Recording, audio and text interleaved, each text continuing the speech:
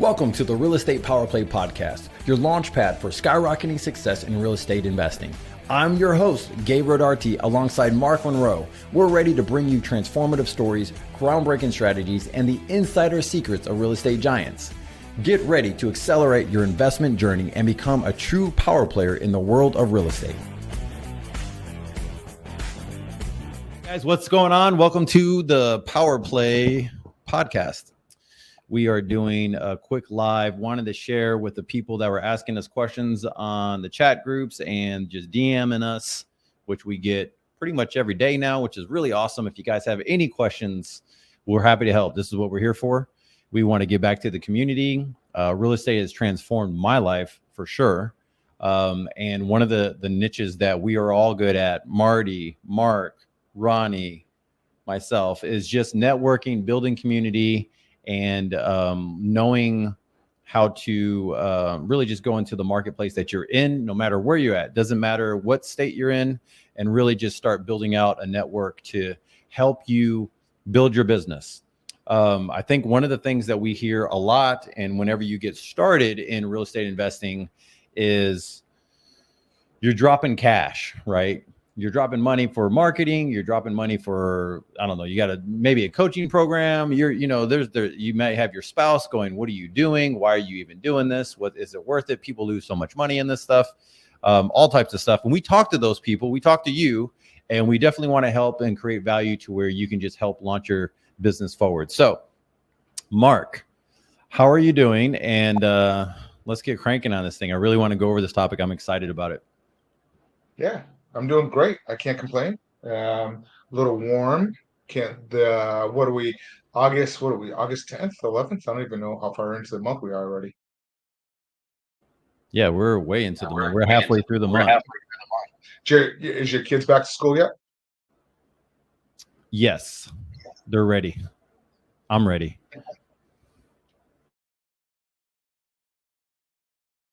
All right, so now that we're all set up. Man, I don't know why I hear an echo. It's when I mute it, you don't hear it. Watch. Go ahead. Check. 1, 2, 5, 8, 9er. Okay, that works out. Okay, so let's go over this stuff. So guys, we are talking about finding off-market deals. Now, we're not going to go over just yet how to do the pay-per-click stuff.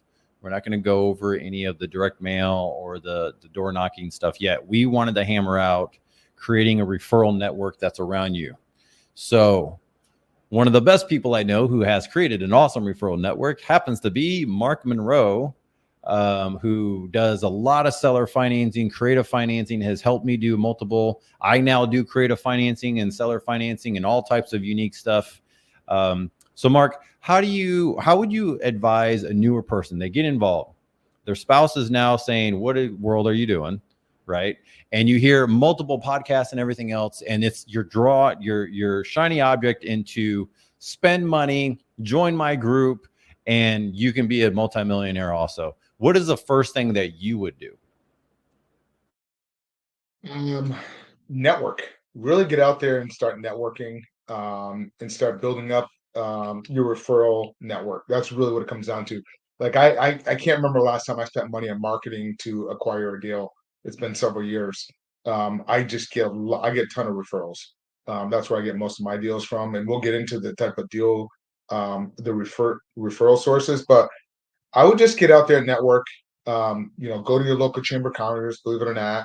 Go to your local meetup, REITs, and just start surrounding yourself with peers of like-minded people like yourself.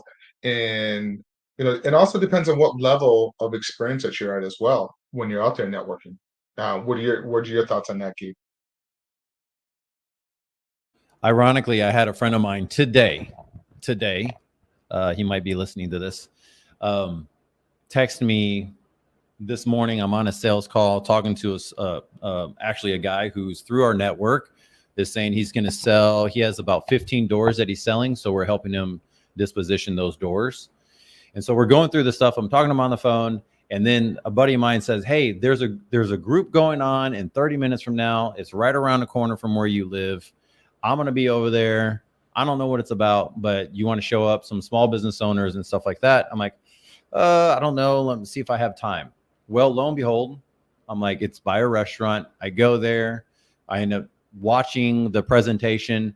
Presentation was about AI marketing and how to involve your marketing and technology into your referral business and how to do follow-ups. And I'm like, wow.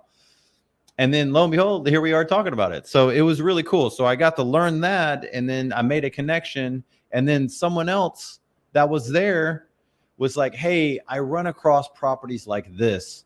Do you know how to is this what you do? And I'm going, well, explain the property. And it's exactly what we would buy. It's a seller or a homeowner that had it as a rental. Tenants destroy the property. They don't want to fix it up.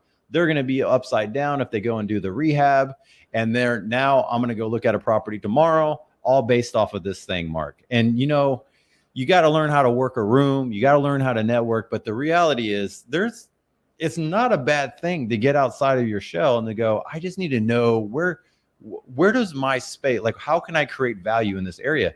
And so I get a bunch of birds with one stone. I get to learn some other stuff, get to meet some other people that Mark and I are working on. Mark, you're working on some amazing stuff. But that is just an idea of one source of finding off-market deals. It is not something you want to hang your hat on, in my opinion. You need to have something that's more consistent, that's always coming in. And for you to do that, you have to cast your net pretty wide. So, Mark, what is one of the ways that you're doing, like creating a referral network where people know? I mean, this is kind of an odd thing. Hey, I buy distressed properties, or I buy this, some like, do you have a probate thing? This kind of sounds kind of weird, right? Or is there a divorce going on that around you? These things sound weird. So how do you create your referral network? It's just getting to know the person individually and see how, educating them on what my buy box is, and how, and what's bizarre is actually I had a conversation today with somebody as well, right in my backyard, and we're talking about, we're seeing a little shift. She's starting to get some orders for broker opinions, BPOs. So obviously, if they're getting BPOs, the properties are getting ready to go towards the foreclosure process. So we started talking a little bit, and like, she only gets paid like $45 for the BPO. So I'm like, okay. So we're looking at, she's got a couple right now, where she's sending it over to me. We're looking at it and see if we can reach out to the seller and possibly, stop the foreclosure process, if you will. So that's just one example of just kind of getting out there and just kind of moving the network and just talking to people, letting them know what you're doing, what you're looking for. That's kind of it gradually over time and just build it up. I have probably over 600 referral sources that feed me deals. I may get one a year from one, or I could get, like last year, I closed 14 deals from one referral source. So there's so many different type of you know, let's get into it. You want to get into like a couple of like Let's the do referral that. sources? Okay. Um, let's talk about like Trashman. You know, think about that one. Why do you think a Trashman would be good for a referral source there, Gabe? That makes total sense. I don't know if I've ever received a deal from a trash man before, but it makes sense because they're around the neighborhoods every day. Now I have from the next one, probably a mailman, right? Mailman, got a one from a mailman before. Yep. And landscapers. I have landscapers, snowplow removals, people out in the community, contractors, um, Uber drivers, Amazon drivers. Just so I have a system set up. Like, hey, you know what? If you're out there, take a photo of this house. Send it to us. Send it to this particular email, and then my admin will take it, run from there, and just do all the skip tracing, run the due diligence, reach out to the people, and see if it's selling. So that is a referral source. So that's just another one. I mean, it could go on and on. I mean, just think outside the box of where you could go.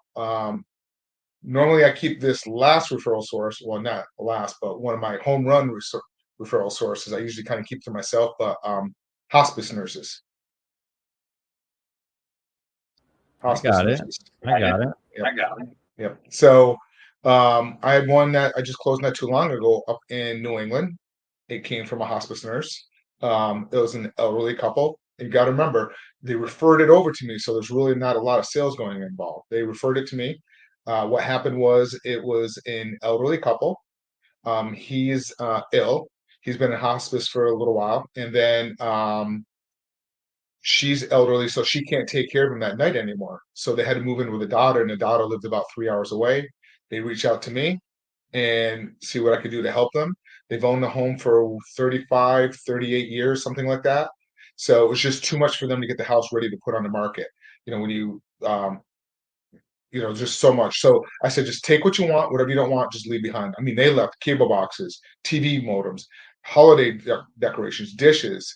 They left everything there. And I ended up getting that one on the seller financing. And with 2 months with no payments on it because it's taking some time to get that property ready. And now I'm just wrapping it because they had no mortgage on the property. So I just did trade seller financing with a 7-year balloon. And what we did is we put the mortgage into a trust. So if anything happens to her, it automatically goes to the heirs of the children. So that's a form of a seller. That's I get a lot of really good deals through hospice nurses. I also Wow, that's go really ahead, cool. jump in. Go ahead. No, that's really cool. I think that we do, and I say this a lot, but probate. And so, I mean, I think we just have there's just a lot of assets. A lot of the net worth type assets I have are probate derived assets. They came from the probate world where, for instance, if it was a tire landlord or something like that, not so much. Those homes are normally tore to crap where there's so much upwork or lift on it that kind of throws the numbers off a little bit. But the probate stuff, you got to think that someone who is getting a house deeded over to them because it was their mom's or their grandma's or something, those homes tend to be in better shape over time because there's not kids running through the house all crazy or something like that, or there's not tenants that are destroying the home. They're there by themselves and they're taking care of the house, right? And so those are a little bit easier to do. And most of our portfolio has come from a probate, a single family at least, come from probate situations, and even some multifamily like we have some tiny home park stuff and some stuff like that. They just couldn't maintain and keep up with the mobile home park because it's a lot of work, right? So that's an idea. No, I like that. One came across my desk that it was the same thing. Mobile home park went through probate. The kids took it over and fell behind in property taxes. They haven't paid property taxes on it in 5 years, and now we looked at purchasing it, and we just didn't. It just needed too much work. The city now is taking it over, and the city is actually managing the mobile home park. Do you believe that one?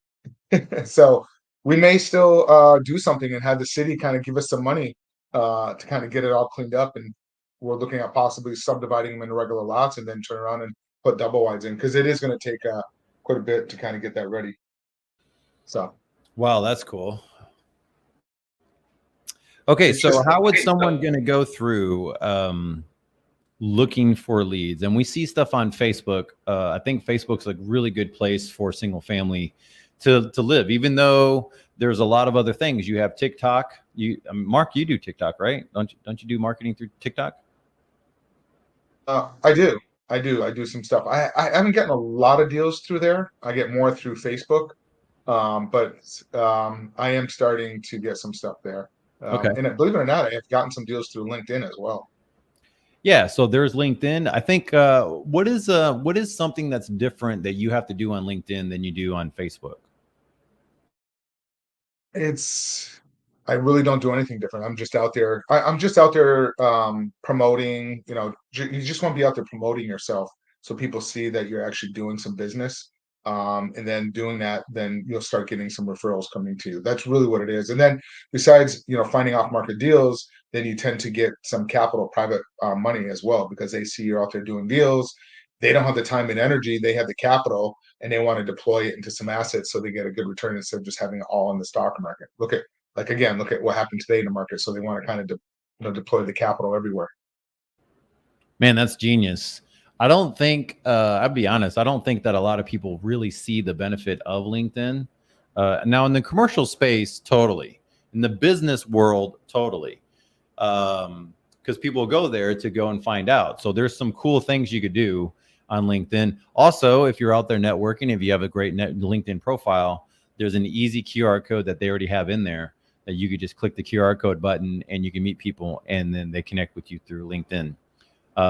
So when you go to certain networking groups or when you go to certain connection stuff, especially within commercial groups and brokers, everybody has a LinkedIn profile, right?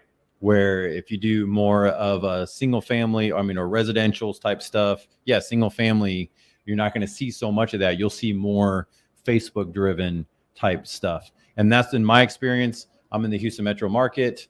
We do some other markets outside of Texas, but that's pretty much what I've been seeing the most. Cool. All right. So what else do we have, Mark? Well, actually, wholesalers, believe it or not, are actually a great source as well. Buying deals from wholesalers. You just gotta be selective. There's some great wholesalers, and then there's wholesalers that are just being super greedy where the numbers just don't make any sense. But if you find the right ones and really good ones, I have some that are so realistic doing some high volume that they're so realistic in their wholesale or assignment fee where it makes sense. So it has to be a win from everybody. When you're buying a property from a seller, it has to be a win for them. And if you're selling it to a buyer, it has to be a win for them. So even no matter where your source is, you're getting your referral source from, if it's a wholesaler or whoever it is, has to make sense. So it's a win for everybody instead of just being one-sided. Got it. Yeah, that works. And so that's actually one of the key ways, if you're looking at finding properties where you can find them off market, is to do through wholesalers. Now, one of the things, how do you find wholesalers? Right? Same way. So you're going to go to the Facebook groups like we're doing right now. You're going to go to your communities. There's actually a group in a different state that we're looking at. And I was talking to my wife. I was like, what do you want to do? And she asked me a couple questions, like immediately go to that city and look up the real estate groups that are local in that city. Actually, that deal that I was talking about today, some guy went from outside the Houston metro area and found me through social media, through Facebook somehow, through a different group, not even my groups, not even this Power Play group. I guess I made a comment somewhere and he goes, hey, you seem like a likable person. I need some help with my portfolio. I just need to offload it. I had a stroke, or his wife had a stroke. So those type of things. So, okay, wholesalers. Now, to add into what Mark is saying, what you want to do is vet the wholesaler. And how do you do that? Right. So I guess that's a really good question to ask. Like, how do you vet a wholesaler?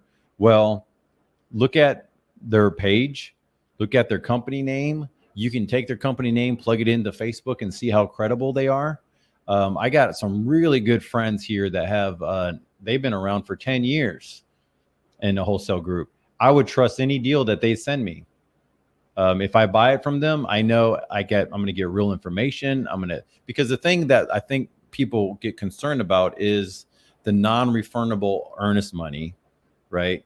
They're going to drop $3,000 to $5,000 on a property to make sure that you're actual real buyer. You're not just tying up to lose time. That's really what they're doing. So how do you want to present yourself to a wholesaler, Mark? How do I want to present they can come to me and I'll help them with the earnest money deposit if they don't have it. That's kind of one of the examples that I tend to do. I said, hey, you know what? This is my buy box. This is what I'm looking for. If you don't have that capital to put down, for whatever reason, reach out to me and I'll put the capital down for the earnest money deposit, and we can kind of work the deal that way as well. Hopefully that's what you're looking for. Yeah. So you're saying you do that with other investors, or who do you do that with? I do that with wholesalers too. Like if they're like, say it's somebody new that wants to get into wholesaling, and I will say, hey, why don't you start out with the wholesaling?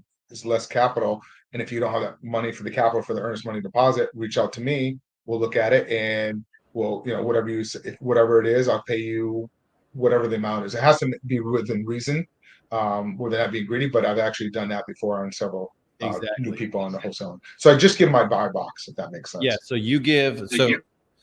Here's the other side of this. And for those who are looking for finding off market deals, you can give your buy box to a group of people, wholesalers or newer folks, newbies, and say, look, this is the stuff we're looking for. We can JV. I'll be happy to pay you a referral fee, or I'll pay you part of the deal. And we'll go through there, but it'll be my capital up front. So normally you tend to get the higher cut of the deal, or a bigger cut of the deal, I guess you could say. But yes, we do that. And it's actually a common thing to be doing nowadays. It's not uncommon, where there was a season where that was looked down upon. I don't know why. It makes total sense to me because we do it. But no, so here's another question was, if someone is looking to be a credible buyer to a wholesaler, what are some of the things that credible buyer to find those off-market deals to a wholesaler? What do they need to have? Yeah, for the buyer, I agree with you on that one, because there's a lot of buyers out there that they're saying they're buyers, but they're not. We come across that all the time. Making sure that they have a deposit, earnest money deposit. That's one way. Checking them out as well, looking up their company name, looking them up. I go to LinkedIn, I do Google, I look at the state secretary, how long have they been in business, and just look at their social networking and see who they're related to. Most likely, when I say related to, meaning their colleagues and who they're, if they have a lot of other investors within their network. So the really good buyers, majority of them, are in the network. They have a lot of people. They're always constantly working with other people because, like today, I had a deal that came in. It really wasn't in my buy box, but it was a sweet deal, and I referred that over to somebody else that I know because I knew it was a good deal. But I just didn't want to. It was in Wisconsin. I just don't have good boots on the ground in that area. But that deal is going to cash flow about $800-900 a month, and it's only a $10,000 entry fee to get in that deal. And it's a duplex, so it's a great deal. That sounds So like a great deal. it is. It was almost too good to give up, but I just had too much going on to kind of go down that path at that time. Totally. So I'm just like, hey, here's a good deal. Why don't you run with it? That type of thing. Let's go over that real quick. And I think that people think that I used to think this in the beginning is like when someone, because I didn't have any deals at the time. So it just baffled me how someone goes, listen, I got a lot of stuff going on right now. I don't have the time to take this on. Does this fit you? And someone told me this, and they probably was in front of a stage kind of like this. And I'm going, that's just baffled me. Like, why would you not have enough or have too much going on? And it is true that you can get to a place where your business is growing, you're doing really well, or you have your buy box and it's just on the outside of it. And you might be able to capitalize on it, but it's enough outside your buy box that it's going to take a little bit more effort than what you have right now, right? Where if you didn't have anything going on right now, you would probably tackle it. But now, and I think that happens as your business grows throughout different cycles. There's different stuff. There's certain areas of town that you're just like, I don't need to go over there anymore. I'm actually really busy in my area. And people do that as you grow, you figure out your niche. So how can someone capitalize or look at that? What is some phrase, Mark, that they need to be asking other investors to find off-market deals? Well, I want to back up to that, what we're just talking about that. When you have deals come in and you think it's still a good deal and it's really outside your buy box or outside your room, I've seen so many people, like investors that, they know what their buy box is, but they end up going down that path and they end up spending so much time and energy on a deal that, like this example that I talked about, and they end up the time and energy they put in that one deal, they could do 3 or 4 or 5 deals. So I'm sure you've seen that as well. I was saying, I have done that. Actually, I've been that guy, and I was actually just doing a conference call with someone that was asking for some marketing advice. And, you guys DM me. I got tons of ideas that can help you build your business. And one of the things was, and this was for commercial, I'm like, you have to narrow down your buy box to where you can say no faster, because you have 100 leads coming in. And what happens is you can get overwhelmed thinking, I got to go through all these 100 leads. And you go, just name 3 things that pass your sniff test.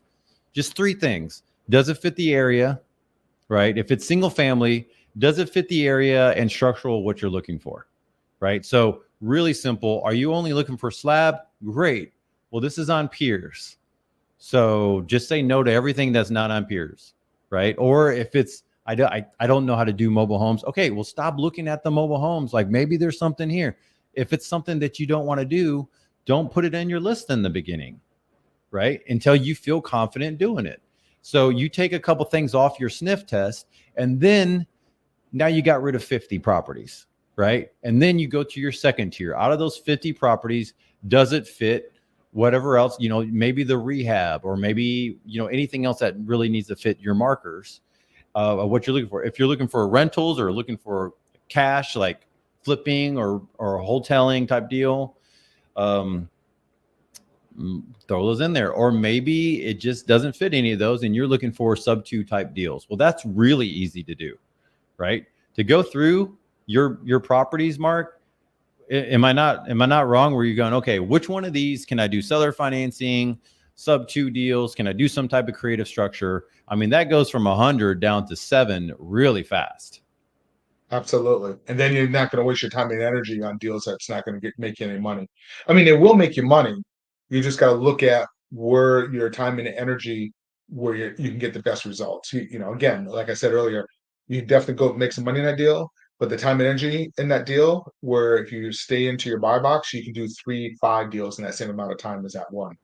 We all been there. I've been there. I can admit it. I've been there as well. It's like, oh, this looks like a great one. I'd like to learn this one. I'm like, if you're at a place and you want to learn that other asset, if you will, that's outside your buy box, plan on just spending a lot of time and energy in your other buy box. Business is going to sit on the side and suffer a little bit unless you have some other team members and partners that can kind of help you carry that. So that goes into something that I want to talk about with finding off-market deals. Is learning how to track. And I think most people don't know this. So here's something pretty simple. If you're just getting started, there's a thing called Google Forms. So you go to Google, and in the top right corner, you scroll down a little bit, and there's a Forms button. And in that Google form, you can create anything in the world for you of what you want to track. We used to use this in the very beginning of our networking group. We would just have people click in the Google Forms. And you can have it set up to where whatever you like, how many calls you made today, how many seller calls did you make, how many direct to seller, how many broker calls, how many realtor calls. You can have it all set up, and don't overwhelm yourself. You can also do how many offers did you send out, right? How many contracts did you get that day? And then you can look at the report, and at the end of a week, you'll see if you're really honored your time. If you're doing what you're saying you're doing, right? And then at the end of 2 weeks, you'll have a full blown, I know where my time's going. I know what I'm tracking. I know what I'm calling on. And then you can go to someone like me or like Mark and go, look, this is my spreadsheet. This is what I'm doing. Can you tweak this for me? And when someone does something like that, that's just music to my ears going, wow, you've done the work and you care enough. Let me help you go through it. And this is one of the highlights of, like, when I talk with people, I like to talk about what they have tracked, because you can tell who's putting in the work. But then you go, you know what? You have such a good return talking to wholesalers. Like, for whatever reason, you're better at it than the rest of the people that I've seen. I think you really need to hammer this place out a little bit more, because I'm seeing you're getting really good traction here, or you're getting really good at your PPC, or you're getting really good on your online marketing or your direct mail or these other things. And the tracking side, guys, in the very beginning, I used to not think it was that big of a deal. I was just in the beginning, I was just dropping money on mailers and postcards, and that was it. And then I would track the inbound, right? Overall, how much I sent out and the inbound, but not really the dollar amount. But guys, this is so key, because for me now, I know what's the best time for me to call my brokers and my sellers. What's the best time to do outbound sales? What's the best time to do calls? And I know, and some days I know I'm going to miss it. Let's say if it's best for me to make my calls within a certain type of marketing I do, let's say the best time is like at 10 o'clock. Okay. And then I have a busy day. My 10 o'clock's already booked. It's not that I don't make my calls. I just know what my returns normally are if I start making them after 2 p.m. It's just how it goes. But this is so key. And I think this helps with that 80-20%, that 80-20 rule of going like, what's the 20% that's going to give you the 80% return? If you don't know how to do this, I think it's going to hurt you later on. One of the things that's helped me the most, Mark, and you've helped me with this, of going, allow this to create history so you can create your W's for later on down the road, right? And I know that you're good at tracking W's because you tell me like, hey, I got to win here, I got to win there. So, and then we can close out with that, because I know this is really important and we both got to hop off and value other people's time. Why is this so important with when you're finding these out market deals? Because it kind of looks like you're just shiny object syndrome all over the place, but you know your business really well. Why is this so important? Just to know I just know my systems, and you have to have good systems in place. And I want to back up. You said something there a little while ago. If you're kind of new in real estate and you're kind of lost and you're not on the phone making calls and kind of building a network up and your referrals up, every day, just make 5 phone calls to somebody new and just pick up the phone. If it's through social media, I'd highly recommend using social media, and send somebody, create a calendar link account and say, hey, here's my calendar. Let's jump on a call. Select the time that works for you. And then what happens is they're booking calls for you. So it's forcing you to be able to be on the phone and talking to people. So if you feel like you're in that situation where you're not making enough calls, and because you're not, and oh boy, I got to sit down today, I got to make calls. Who am I going to make? Blah, blah, blah. Well, go into social media, just start networking. Here's my calendar. Select a time that works best for you, and then set up your calendar link, and then you're going to have 5-10 phone calls a day on your calendar. So you're going to be busy. And what will happen is you'll get too busy, so you have to start blocking times off. But that's a great way to start it. But I just wanted to throw that out there. Game on. That's awesome. Guys, we're going to wrap it up. Hopefully this is a good one for you guys to just really put into action right away. We want to keep things to where it's practical and you could just put it to work. We want to see you successful. Contact us if you have questions for something else for us to hammer out. We'd be happy to do it even a different day of the week, just to do a 30-minute us brainstorming and how we can help someone build their business. So guys, we'll talk to you later. Peace. Hey guys. Bye.